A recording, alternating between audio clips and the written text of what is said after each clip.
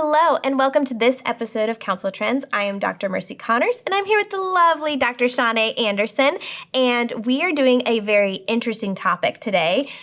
We always say that, but it is so interesting. We're going to be talking about autism, and specifically the genetics around autism and the phenotypes around autism, which basically is like the different types of classes, like where we can see like distinct groups. So kind of like saying there's not just one autism, that there are several. There are several types. And so this article is the decomposition of the phenotypic heterogeneity. I said that right. In autism reveals underlying genetic programs, and this came from Nature Genetics, and this came out in May of 2025.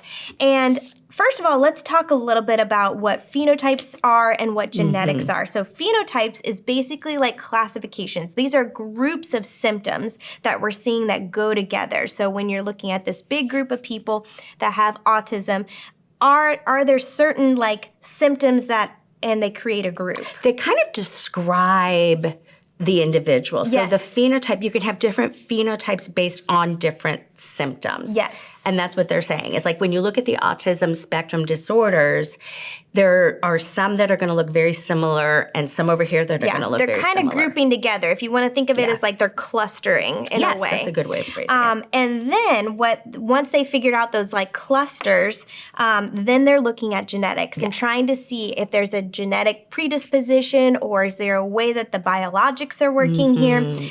So what they found, and I found this very, very interesting, is so they started out with this huge group of people who had autism. And I'm wondering if we can just talk at the very beginning, the very first sentence I thought was so important. Yes, it was. That at its core, autism spectrum disorder is characterized by persistent deficits in social communication and interaction alongside restricted and repetitive patterns of behavior, interests, or activities. Yes. And we know that autism has really exploded recently. Yes. And I think there's a lot of people that are self-diagnosing as compared to a lot of self-diagnosis. A lot of self-diagnosis, which in this one, this is people who are actually been clinically diagnosed with autism. And so I feel like that was really, really helpful. Now, that's not to say that people don't have symptoms of autism. And that's what we're seeing a lot of people saying, oh, I have these symptoms of autism. But really, we need to be very, very careful that you don't diagnose yourself. You get clinically diagnosed. That's what's really important. But one of the things that this research article did is that they took, like we said, those clusters of symptoms, and what they found is they found 4 different types, and that's those phenotypes that we were talking about earlier. And I have a little cheat sheet because this was really hard to figure out. So what they did initially to determine the phenotype is they looked at 7 categories that had been defined in the literature that kind of describe autism, and they included limited social communication, restricted and repetitive behavior, attention deficit, disruptive behavior, anxiety and or mood symptoms, developmental delay, and self-injury. Yeah. So they looked at those 7 categories of behavior and then were able to find the different phenotypes. Yes, and which I find very interesting because one of the things that they were talking about is that certain phenotypes had higher levels of these symptoms or lower levels of these symptoms, and some didn't even have some of the symptoms, like in the phenotypes, which I found very, very interesting. So let me talk a little bit about these different types of phenotypes. So the ones that we kind of think more, like when we think of autism or clinically autism, we tend to think of those that have, and they grouped it into this mixed autism spectrum disorder and developmental delay. So both of those specific. So this would be the type that kind of is more of the ones that we think about.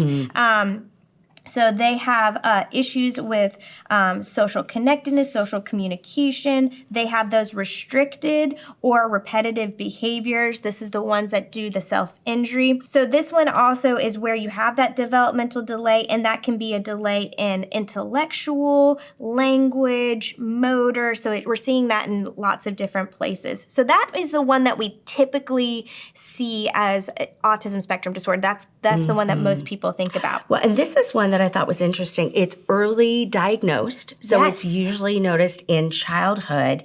And they really are the ones that have the intellectual disability, like it's tied with the developmental issues, language delays, a lot of intellectual problems. Yes. And then that repetitive behaviors, like this is where a lot of people talk about headbanging and things like that. Those are those repetitive behaviors. So this was kind of like that typical one that we're thinking about.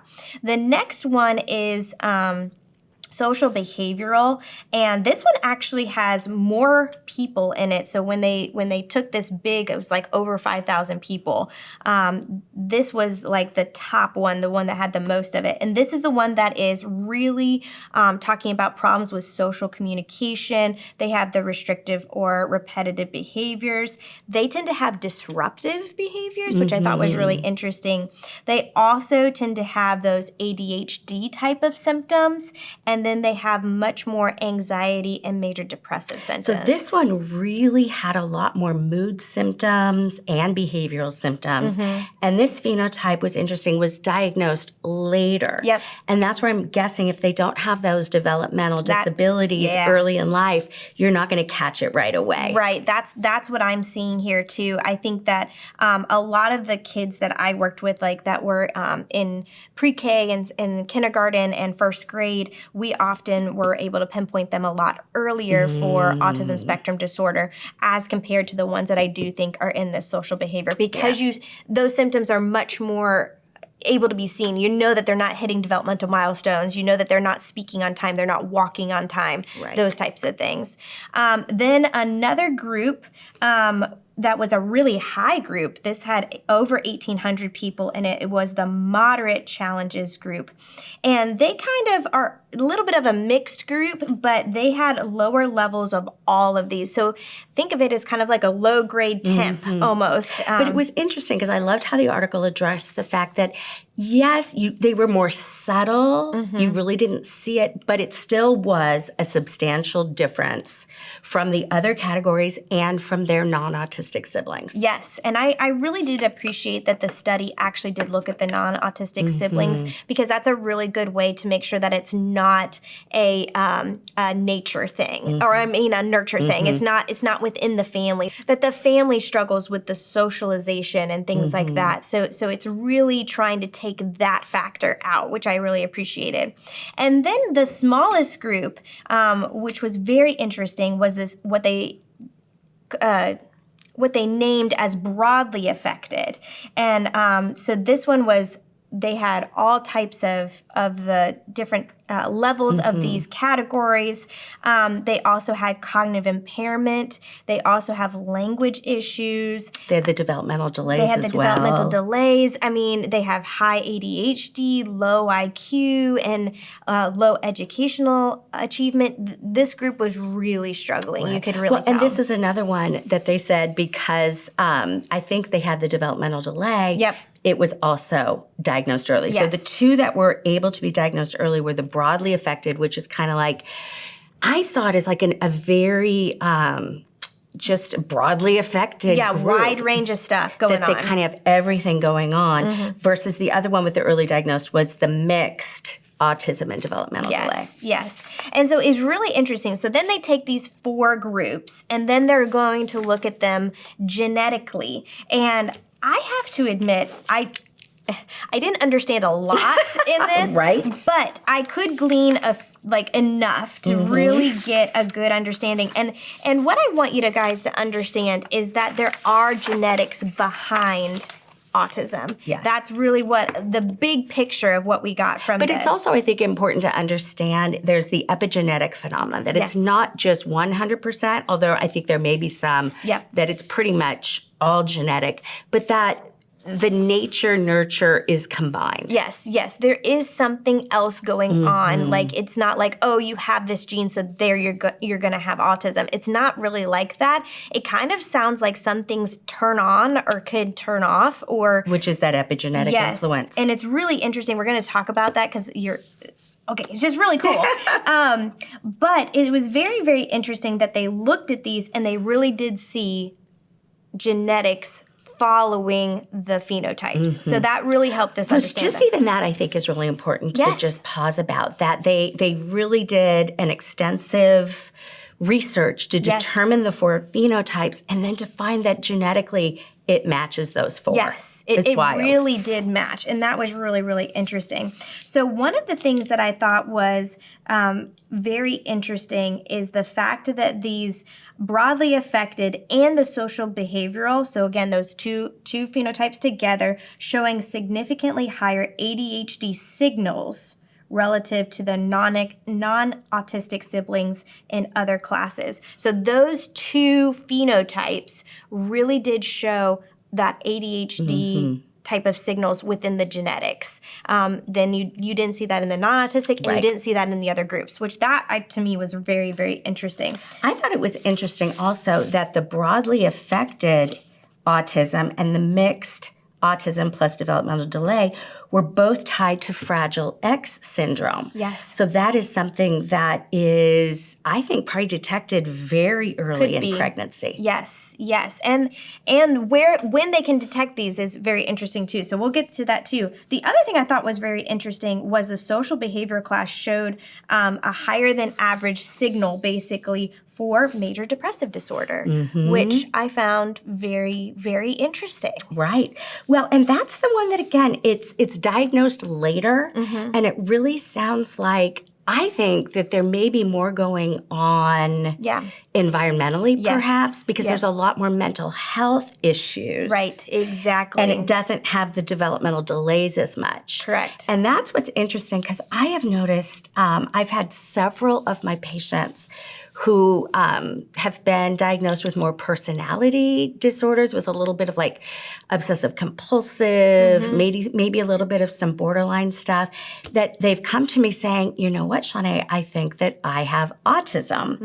And it's very interesting because they all have ADHD and they all struggle with depression. Interesting. And I'm wondering if it's coming from this social behavioral component that I think it gets missed early on because you don't have the developmental delays and the IQ is not affected. Right, right. So the things that we are often looking for when we're assessing, you're not seeing all of those, but that doesn't mean that they're not delayed socially. And this is where I think also too, we got to think about language.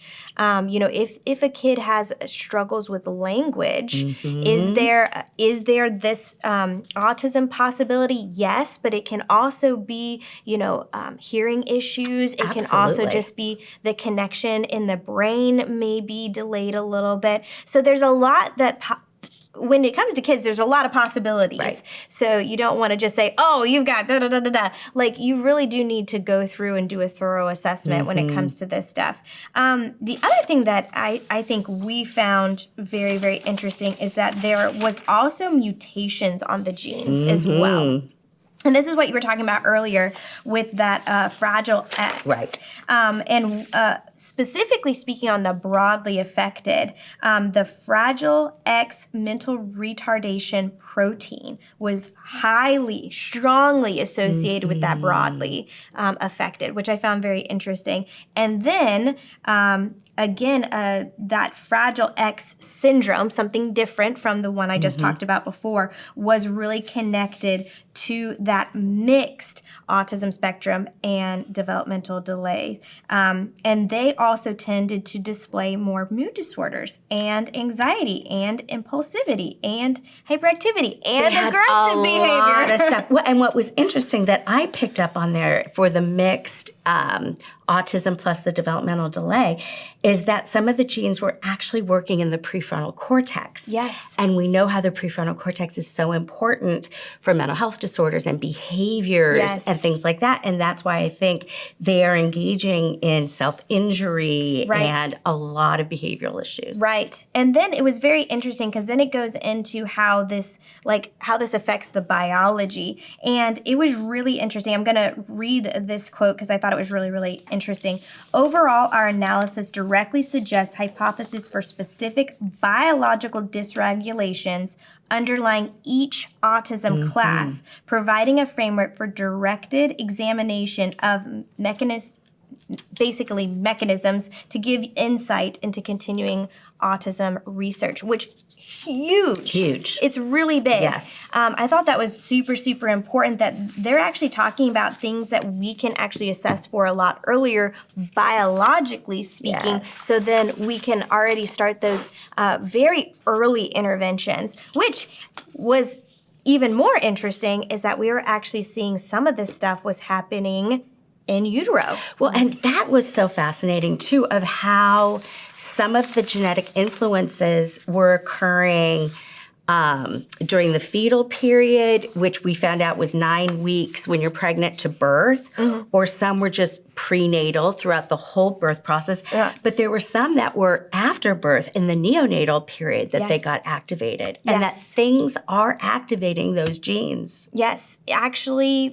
by the mother in some way, shape, or form, either something that she's doing, something that she's being, something that she's eating. We don't know. It didn't go into that. But that also let me know that maybe there are some protective things that we can do that these genes won't turn on in that neonatal perspective. I also thought it was very interesting that the social behavior one we saw also came postnatal. Yes, and that's the one, again, when I look at it, it's got the lowest genetic risk.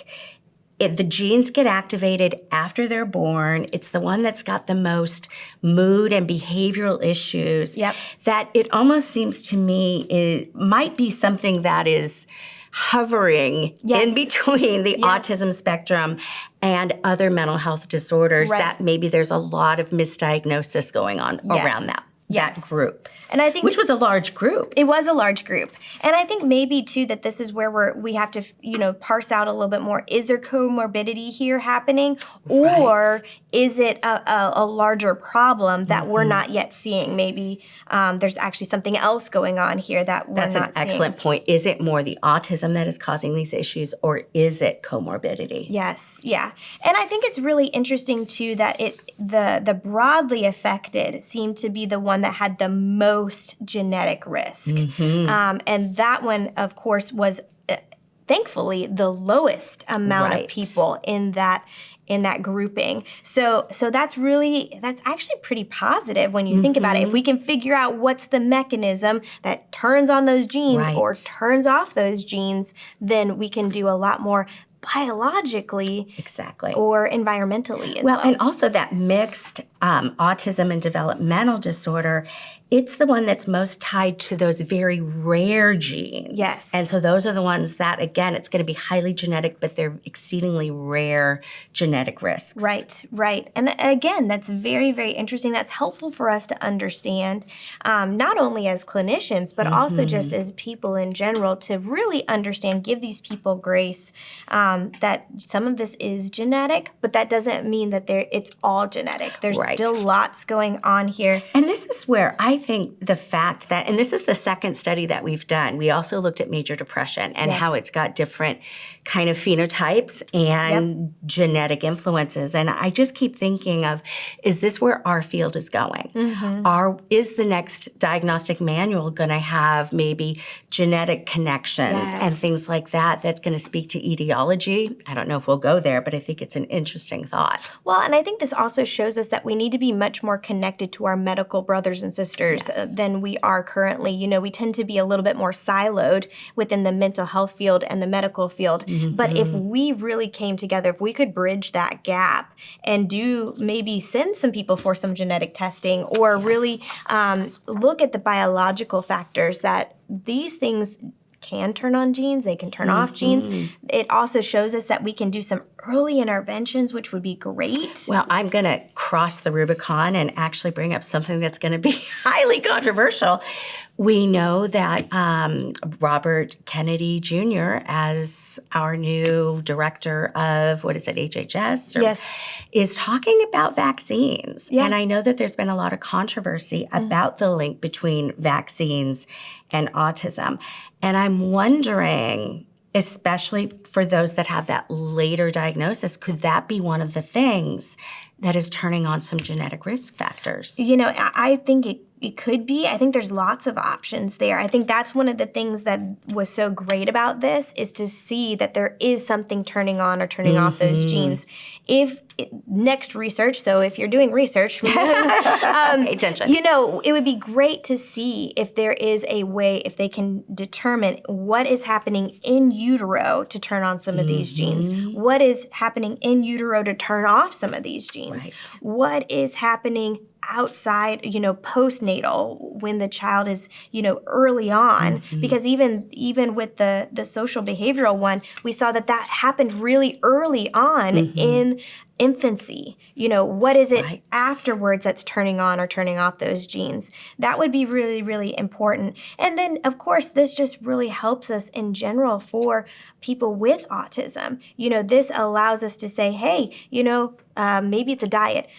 This diet's really going to help you. Yeah, I know maybe you don't always like eating this, but in the grand scheme of things, it can really help you. Well, and that's why I think when you are able to separate it according to the phenotype, I think that treatments are correlated differently. And they even showed how some of them actually use a lot more treatments and others don't. Yes. And I think, again, that's helpful to know because now, again, I know I keep saying it, early intervention, but with autism spectrum disorder, that is one of the most important things is early intervention. But again, you need to be clinically diagnosed by a medical or mental health professional. That's so, so very important because oftentimes you're not going to be able to get those different behavioral helps or mental health helps that really do make that difference. And again, this is a family thing. It's not just going to be the kid getting this stuff. It's also the family helping as well. Sure. And I'm speaking from experience. That's why I'm saying that it's really a family thing.